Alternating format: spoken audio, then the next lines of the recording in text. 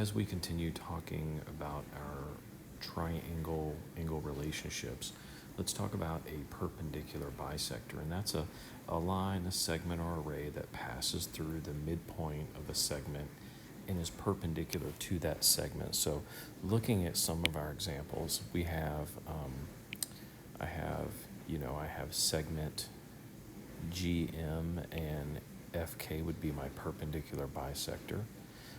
It intersects at the midpoint of K, and I can see that it intersects at a 90-degree angle. I can also see here that GK is going to be equal to KM, and so that, if a point is on the perpendicular bisector of a segment, then it is equidistant from the endpoints of that segment. That's one of our theorems here, the perpendicular bisector theorem.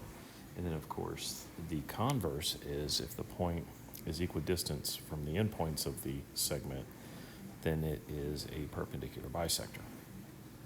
So we're just being able to use this to come up with the characteristics. So here we can say that, again, GK should be the same as KM. FG should be the same as FM. So here we have that FM should be 2.8 because this segment is equal to this segment.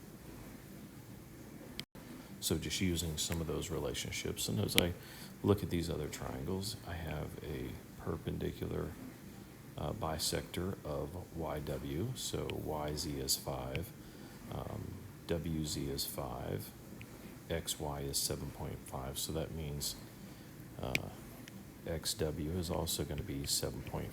So we're able to find these relationships. So this segment is equal to this segment. As go around, I can see that this segment is equal to this segment is equal to this segment, so this is 4.2. Just using that same information. Now, using that theorem, I know that, here, if I look at number 5, that it looks like BC and BA are congruent. They are, BD is a perpendicular bisector, so we learn that this segment should be equal to this segment. So when I set that up, I simply make, CD is going to be equal to DA, and we're going to have 5x minus 6 is equal to 3x plus 8, and then we will solve for x. Once we know x, they want us to find CD. So we're just going to plug that back in here, and we're going to say 5 times something minus 6. So let's see here, do some quick math. Minus 3x's on both sides. I'm going to add 6 on both sides. This becomes 0.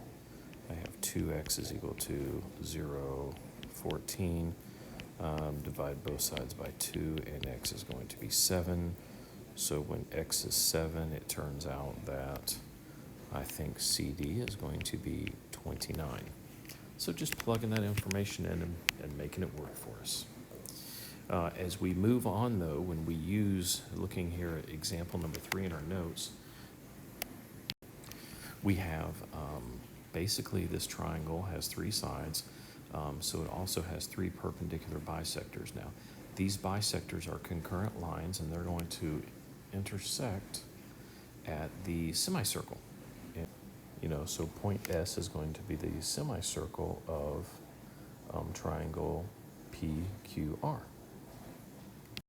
And the semicircle is going to turn out that it is going to be equidistant from the vertices of the triangle. So what does that mean? That means that point S is going to be equidistant from Q, P, and R. So all of these distances, these lengths are going to be equidistant. So again, looking at that, I should hopefully be able to interpret that QS is going to be congruent to SP, which is going to be congruent to SR. So all of those are going to be equal. So that's just some of the information. So we know that if here they said that PS is going to be 4.25, then we know that QS is also 4.25, and we know that SR or RS, is also 4.25. I have that information now.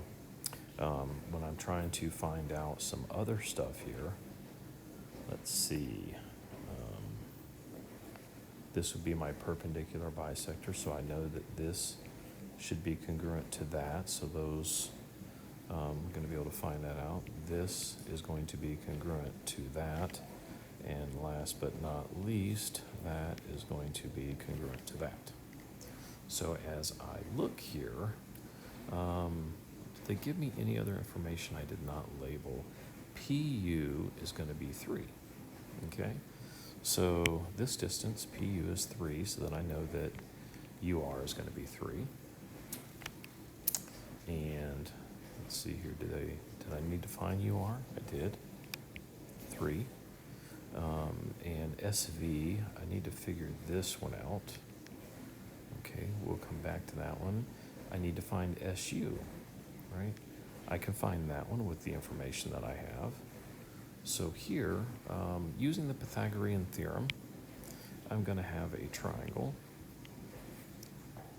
Right here, I have SPU, triangle SPU, and this is going to be my C. This is going to be AB. So what I can do then is I can use my Pythagorean theorem. A squared plus B squared equals C squared, and C squared, of course, is going to be 4.25. Then I'm going to have A squared plus 3 squared, and I'm going to go from there, and that will help me come up with this value. So just being able to use the Pythagorean theorem is going to help me work out some of that information, and you keep solving and you're going to be able to come up with that missing distance. Once you come up with that distance, well, we actually know that this is 4.25. We know this is 4.25 because that was one of my rules of the circumcenter, is that the circumcenter is equidistant. So let's see what else. I know that if I divide this by 2, that is going to give me that value and that value. And again, I can use the Pythagorean theorem on this triangle right here to find out SV. So I'm going to use the Pythagorean theorem a few times here, but I'm going to be able to work out that information. So let's see, going through, let me hop over to the next page, looking at some of these examples, coming up with perpendicular bisectors. Let's see here. If I skip down to right here, number 16 and 17, mixed exercise, it says, determine whether there is enough information given in each diagram to find the value of x. If there is, find the value of x. If there is not, explain what needs to be given. Well, in order to be able to calculate this distance, for this to be equal to this, I have to have a perpendicular bisector, which they did not tell me it was a perpendicular bisector. So, there's not enough information because, I don't have that perpendicular bisecting. I don't have a perpendicular angle presented, so I don't know that they're equal. And here I have number 17. I have a perpendicular bisector. However, I don't know that those two segments are the same distance. If they were the same distance, then I know that these two would be the same, or distance, I see, the length. If I knew that they were the same length, those others would be the same length, but we don't know that. So I can't either figure that one out. So that's going through some of the examples, and maybe one more example here, looking at number, looking at number 13. Donnie is in charge of setting up the course of an annual turtle race sponsored by the after-school program he attends. On the coordinate grid, the vertices of the triangular-shaped course he plotted with the turtles is 2, 1, -2, 5, and 5, 5. Here we go. They're over here on our graph. And if the judges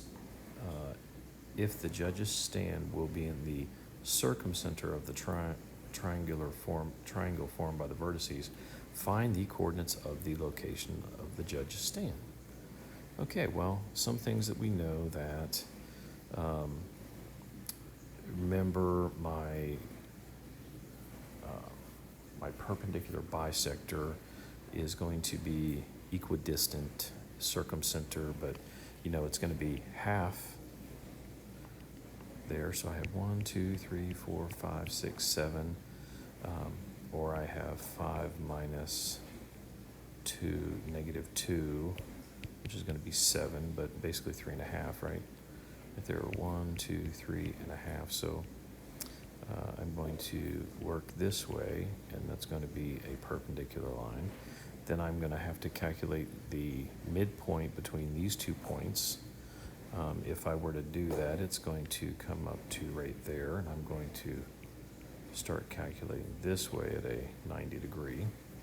And then the slope of this line, I'm going to have to come up with a halfway point here, but the slope is going to be 5 minus 1 over 5 minus 2, which is 4 over 5.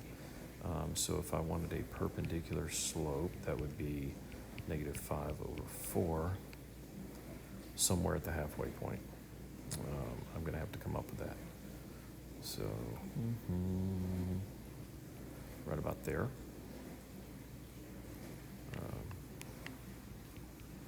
5 over 4, huh? 1, 2, 3, 4, 5. 1, 2, 3, 4. So, and like that. And they are going to intersect somewhere about there. Okay, so that looking at that intersection point, it is going to be approximately at 1.5. So my x value is 3/2, and my y value is going to be 1, 2, 3, 4. A little bit over 4 probably. So maybe 4 1/3, give or take. But really, I want to, we've narrowed it down to that little location. We're not machines. We're not going to be able to come up with it exactly. And let's see here. The textbook answer was 1.8 and 4. So let's see here, 1.8 and 4, which would have put us right there. So close, but no cigar today. Okay, so there you go. And that's just working through a couple of examples on our lesson today. So pushing forward, answer some questions, and we will get back to this in class as needed.